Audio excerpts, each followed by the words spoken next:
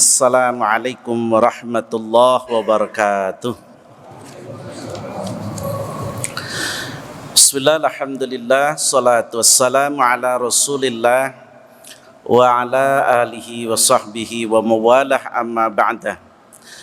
Jamaah salat isya dan salat tarawih rahimakumullah. Ada 4 golongan manusia yang dirindukan oleh surga. Semoga 4 golongan itu diantaranya adalah kita semua. Amin. Didasarkan dalam satu hadis Nabi dari Ibnu Abbas radhiyallahu an, Nabi Muhammad sallallahu alaihi wasallam bersabda, "Al jannatu mustaqatun ila arba'atin nafarin, talil Qur'an wa hibdil lisan wa mut'imil ji'an wasaimi fi syahrir Ramadan." Surga merindukan 4 golongan. Golongan yang pertama adalah orang yang gemar membaca Al-Quran, atau dikenal dalam hadis istilahnya adalah ta'lil Quran. Golongan yang kedua adalah wahibdil lisan, manusia yang mampu menjaga dan memelihara lisannya dengan baik. Yang ketiga, wa mut'imil ji'an, golongan yang senantiasa memberi makan orang-orang yang lapar. Dan golongan yang keempat, wasaimil fi syahri Ramadan, yaitu orang-orang yang berpuasa di bulan suci Ramadan. Hadis riwayat Abu Dawud dan Tirmidzi. Jamaah salat isya dan salat tarawih rahimakumullah, mungkin malam ini hanya satu yang akan kita kupas, yakni golongan yang pertama yang dirindukan oleh surga adalah ta'alil Quran, orang yang gemar membaca Al-Quran. Kenapa Al-Quran itu menjadi satu bagian golongan yang dirindukan oleh surga? Ma'asyiral muslimin rahimakumullah, Quran adalah firman Allah. Quran adalah petunjuk hidup manusia. Para hafidhul Quran, orang-orang yang hafal Quran, jangankan jasadnya itu hancur, sampai kain kafannya pun terpelihara oleh Allah Subhanahu wa ta'ala. Mungkin kita sering melihat, membaca melalui YouTube, mass media, banyak kuburan-kuburan para hafidz yang sudah puluhan tahun dibongkar, ternyata dia masih utuh jasadnya, kain kafannya pun tidak rusak. Kenapa? Karena memang dia menjaga firman Allah. Ia penjaga daripada firman-firman Allah, karena itu Allah akan menjaga jasadnya dan juga menjaga kain kafannya. Mungkin makomnya kita, kelasnya kita, karena belum masuk kategori kelompok hafiz. Tapi jika kita gemar membaca Al-Quran, maka kelak Al-Quran akan menjadi syafaat bagi para pembacanya. Quran yang di dunia ini adalah masuk kategori makhluk atau benda mati. Tetapi besok ketika kita sudah membujur kaku, Quran yang senantiasa kita baca, dia akan ada di dekat kepala kita. Kita dimandikan, kita dikafani, kita disolatkan, bahkan kita diantarkan ke makbarah. Ternyata Quran yang senantiasa kita baca berubah menjadi seorang pemuda yang sangat tampan, menjaga di sebelah kepala kita, hingga Munkar Nakir pun datang lalu mengusirnya. Tapi si pemuda ini enggan juga untuk pergi, karena dia mengatakan, dulu aku senantiasa dibacanya, karena itu aku akan bersama dengannya. Jadi itulah hebatnya para pembaca Al-Quran.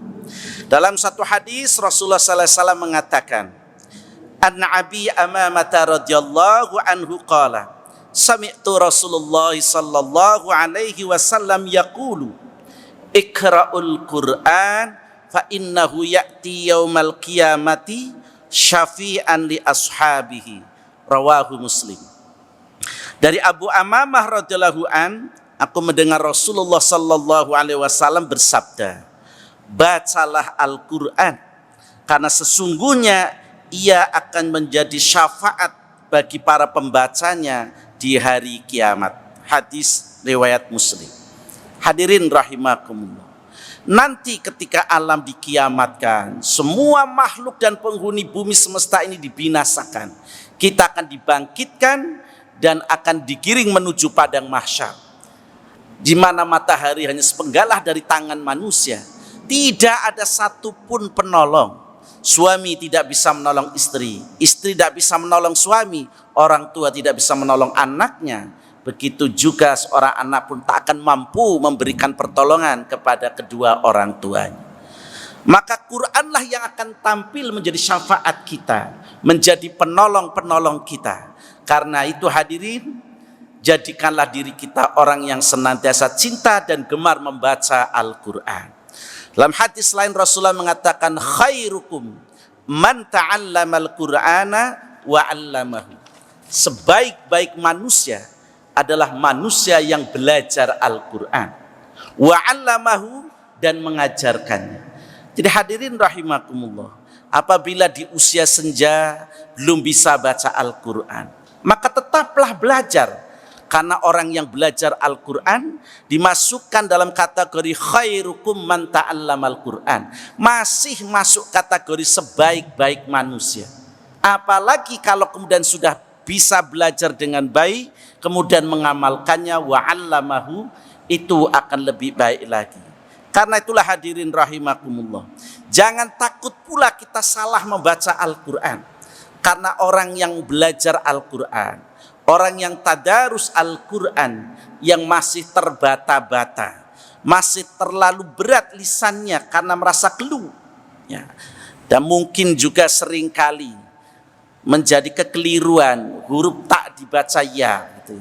Huruf ya dibaca tak, huruf na dibaca ba. Sangat mungkin ketika sudah belajar di usia yang sudah senja. Tapi kata Rasulullah Sallallahu Alaihi Wasallam, janganlah engkau bersedih, sebab para pembaca Al-Quran yang masih terbata-bata itu masih mendapatkan 2 pahala. Walladzi yaqra'ul Qur'ana wa yatta'ta fihi dawahu alaihi saqulahu ajran, muttafaqun alaih.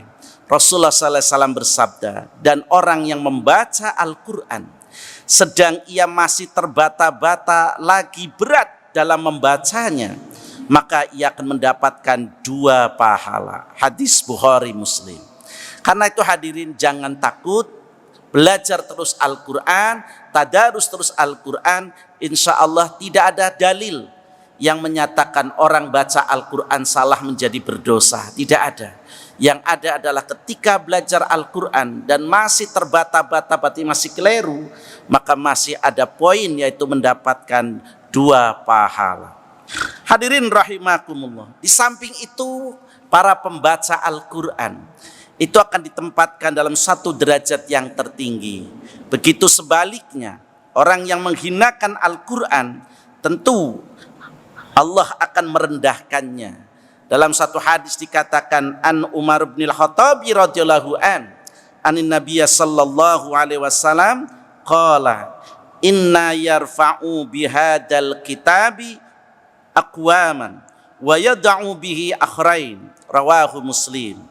Dari Umar bin Khattab radhiyallahu Rasulullah sallallahu alaihi wasallam bersabda, sesungguhnya Allah Subhanahu wa taala akan mengangkat derajat suatu kaum dengan kitab ini, yaitu Al-Quran, dan dengannya pula Allah akan merendahkan kaum yang lain. Hadis riwayat Muslim.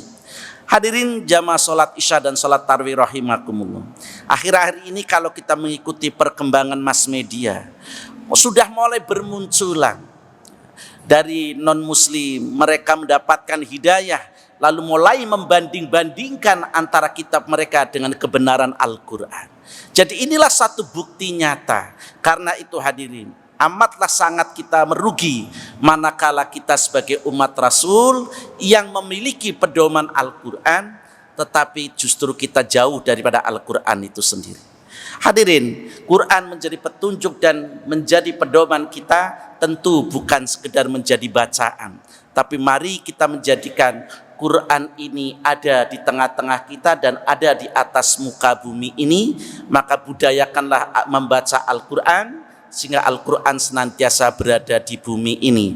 Mudah-mudahan Allah Subhanahu wa taala senantiasa meringankan kita untuk senantiasa baca Al-Qur'an, dan mudah-mudahan kelak Quran yang kita baca itu akan menjadi syafaat bagi kita. Selanjutnya tentunya harus mulai meningkat bagi yang sudah mampu membacanya. Apa? Mulai banyak menghafalkannya. Karena dalam ungkapan satu hadis dikatakan, al-ilmu fis sudur la fis sutur. Ilmu itu ada di dada, bukan ada pada kitab, bukan pula ada pada buku.